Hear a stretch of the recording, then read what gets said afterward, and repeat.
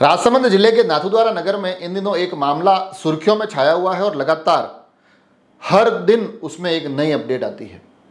आज का जिक्र कमेटी सन्नाटी समाज के ज्ञापन का है। जैसा कि आपको पता है कि 17 सितंबर की रात को तकरीबन 2:30 बजे नाथद्वारा में बुलडोजर द्वारा नगर पालिका कर्मियों के माध्यम से एक मकान को ध्वस्त कर दिया जाता है और उस पूरी घटना के बाद से ही लगातार कभी आक्रोश, कभी आपत्ति, कभी सफाई, कभी ज्ञापन, कभी बयान, तो फिर आज कमेटी हर कुछ न कुछ नया घटित होता दिखाई देता है। और जो पूरी घटना हुई है जिसमें कि पीड़ित पक्ष जिनके नाम संदीप सन्नाटी, अशोक सन्नाटी बताए जा रहे हैं, उनका ये कहना है कि 17 सितंबर को ये पूरी की पूरी नगर पालिका के तकरीबन 25 से 30 लोगों की टीम आती है। उनके साथ 10 होमगार्ड के जवान होते हैं और साथ ही 3 मशीनों के माध्यम से हमारे मकान को गिरा दिया जाता है, जिसकी अनुमानित लागत 25 लाख बताई जा रही है। साथ ही वो यह भी कहते हैं कि इस पूरे के पूरे प्रकरण में हमें नगर पालिका के माध्यम से एक नोटिस मिला था।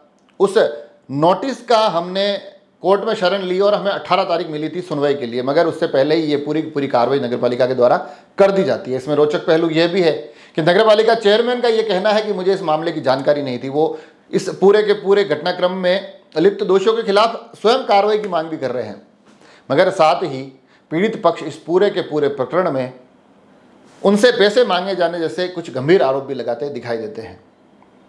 हालांकि आज कमेटी गठित हुई है, क्या कुछ आज हुआ वो बताऊंगा, उससे पहले सुनिए पीड़ित पक्ष क्या कहता है। मैं जब यहाँ आया तो यहाँ बाहर रास्ते के ऊपर होमगार्ड बिठा रखे थे और 5-7 जनों को बिठा रखे। मैं अंदर आ रहा, मुझे आने नहीं दे रहे थे। मैं कह रहा था भाई मुझे अंदर जाना है, मुझे लगभग 2:30 बजे का टाइम था, ठीक है।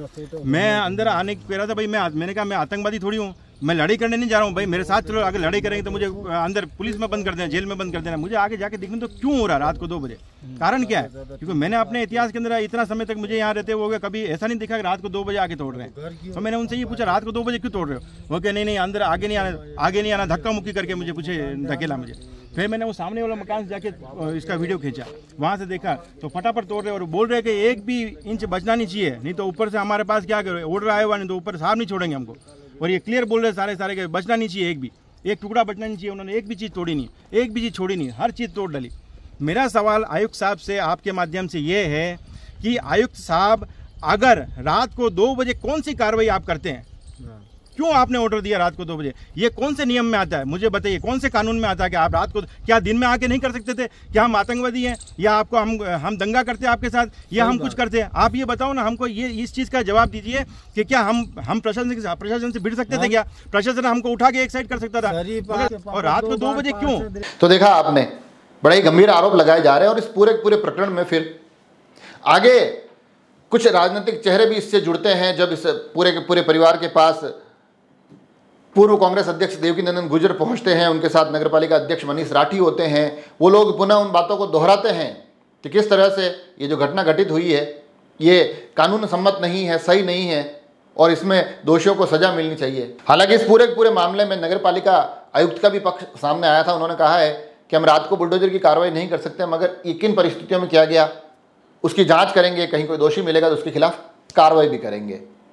तो ये हर रोज नया घटनाक्रम निकल कर आता है, मगर उस बीच आज सुबह सन्नाटी समाज द्वारा एक ज्ञापन दिया गया और उस ज्ञापन में इस पूरे प्रकरण की एक व्यवस्थित जांच और उसमें अगर कोई दोषी पाया जाता है तो उसके खिलाफ कार्रवाई की मांग की गई। सुनिए आखिर आज ज्ञापन के दौरान क्या कुछ हुआ, फिर कमेटी के गठन तक लिए चलेंगे आपको। जांच करवा के 7 दिन में बिल्कुल कार्रवाई करेंगे। हमारा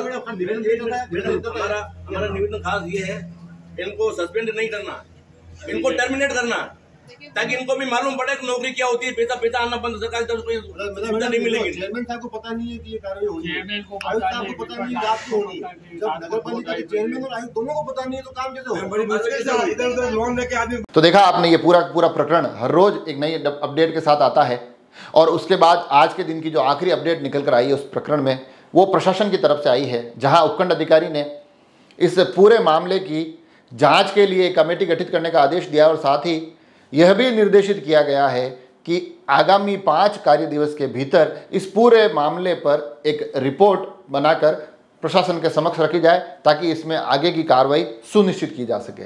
तो कुल मिलाकर नाथद्वारा में जो ये घटनाक्रम 17 तारीख से चल रहा है, बीते 6-7 दिनों से लगातार सुर्खियों में है। अब देखने वाली बात यह होगी कि कि आगे आने वाले समय में इसमें क्या कुछ अपडेट आती है। हम वो तमाम अपडेट भी आप तक पहुंचाने की कोशिश करेंगे। जुड़े रहें राजसमंद एक्सप्रेस से। धन्यवाद।